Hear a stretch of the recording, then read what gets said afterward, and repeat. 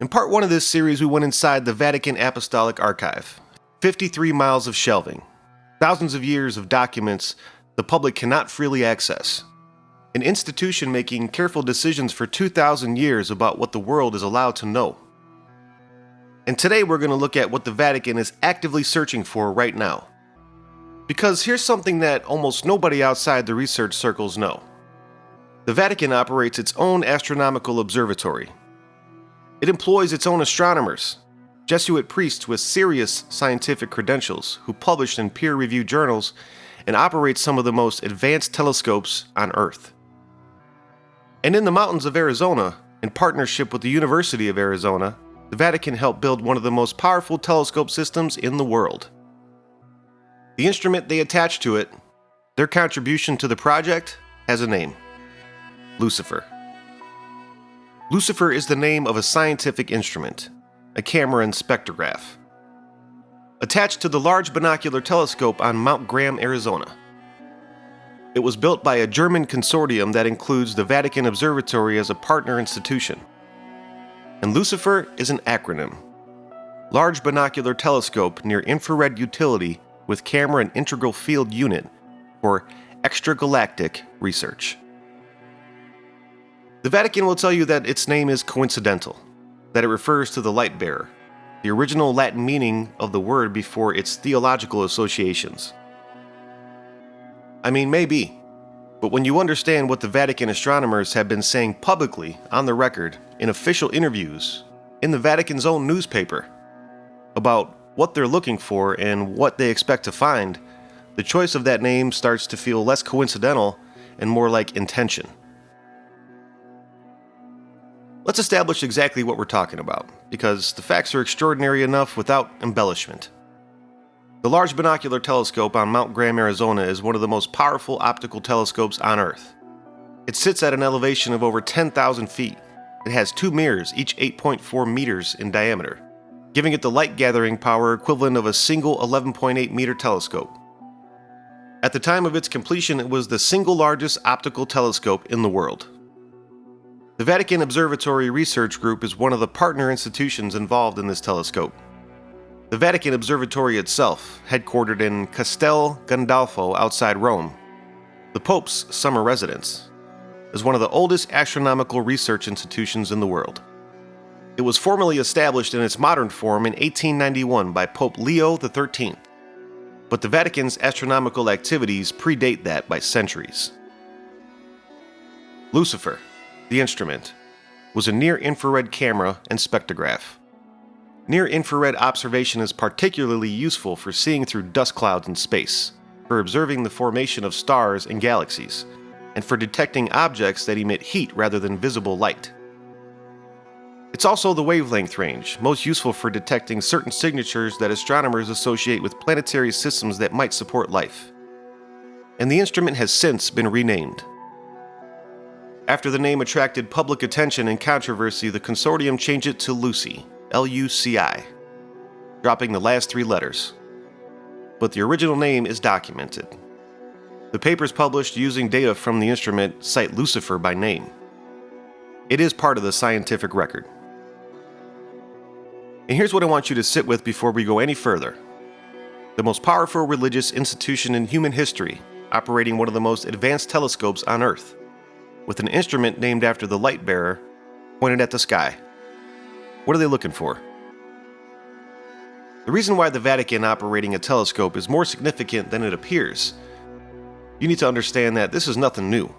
The Catholic Church has been formally involved in astronomy for centuries, not as a side interest, as a central institutional priority. In the 16th century, the Vatican commissioned the reform of the Julian calendar, the calendar system the Western world had been using for over 1,500 years. The project required precise astronomical observations and calculations, spanning decades. The result was the Gregorian calendar, the calendar system the entire world uses today. The Vatican did not just commission this project, it drove it. It employed astronomers, it funded observatories. It was, for a period of several centuries, the primary institutional patron of astronomical research in the Western world. Mind you, this is the same institution that prosecuted Galileo for stating that the Earth orbits the Sun. The apparent contradiction, funding astronomy while prosecuting astronomers, resolves when you understand what the Church was actually trying to protect. Not ignorance. The Church's astronomers knew the Earth orbited the Sun before Galileo made it public.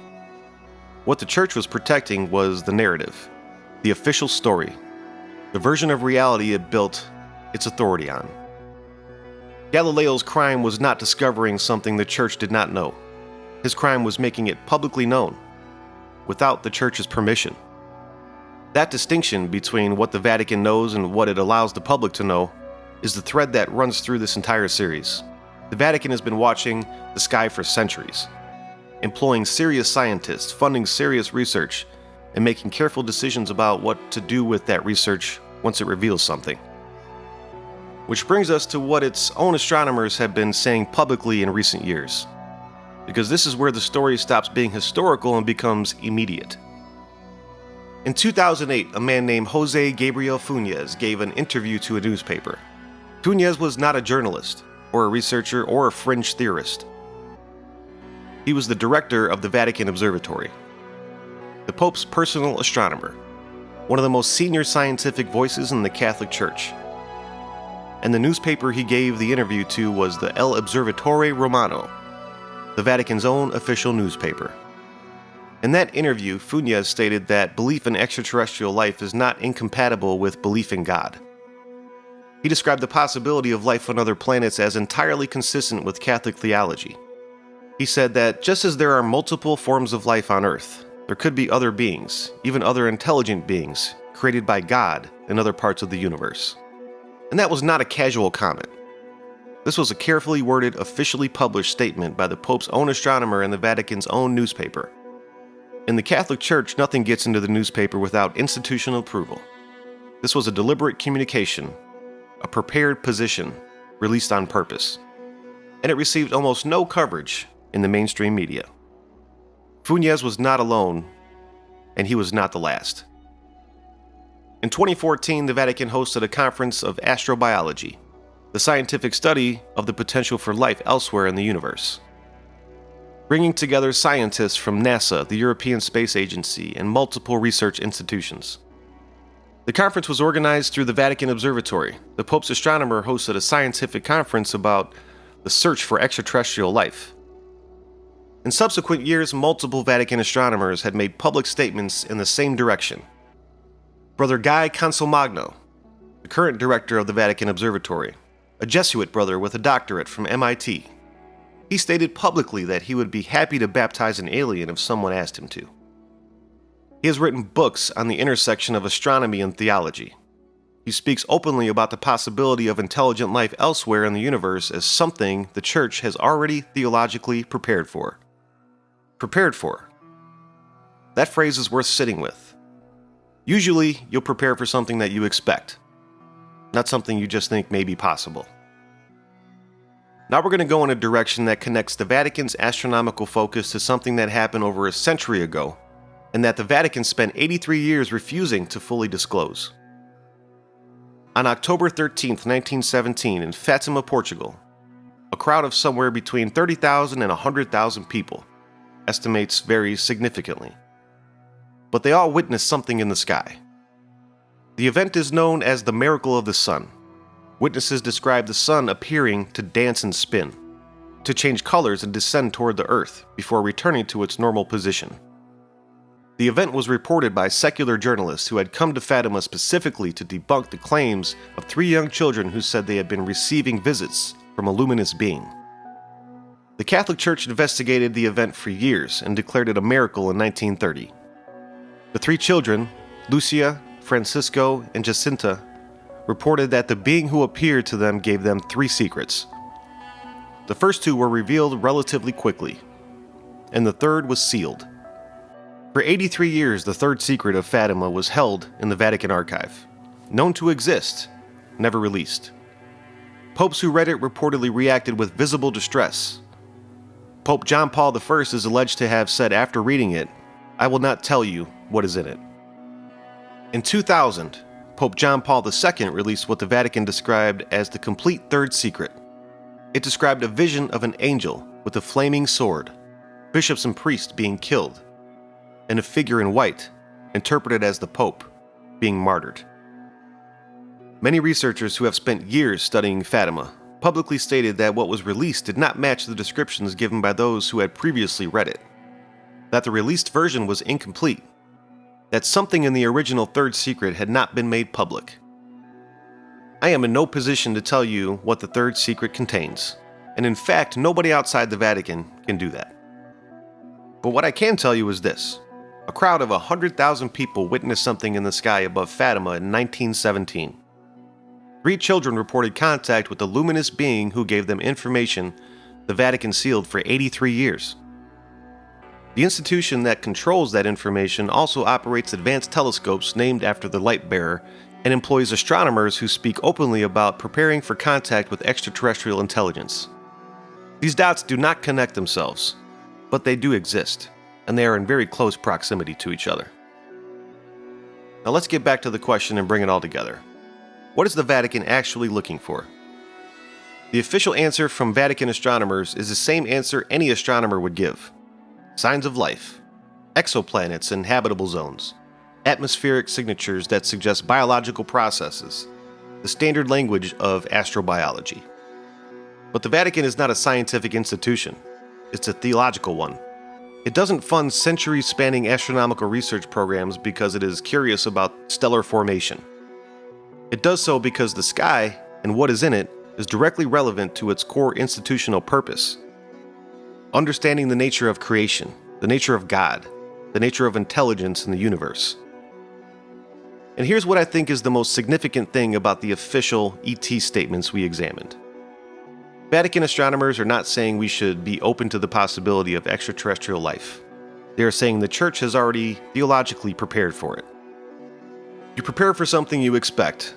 You prepare for something you may already have a reason to believe is real. It has operated astronomical observatories for centuries. It has made official statements about extraterrestrial life using language that suggests expectation rather than speculation.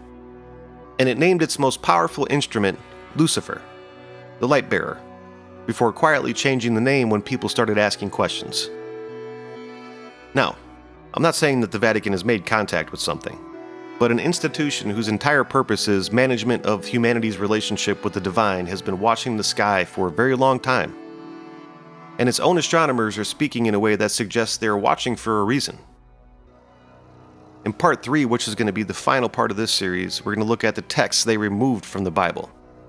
Because the suppressed Gospels describe a cosmos and beings within it that look remarkably different from the official version. And understanding what was removed tells us a great deal about what the institution that removed it was trying to protect. The Vatican's observatory is real. The Lucifer instrument is real and documented. The statements by Vatican astronomers about extraterrestrial life are real and on the record. The Fatima event was witnessed by tens of thousands of people and is documented in secular contemporary accounts. None of this is conspiracy. All of this is verifiable.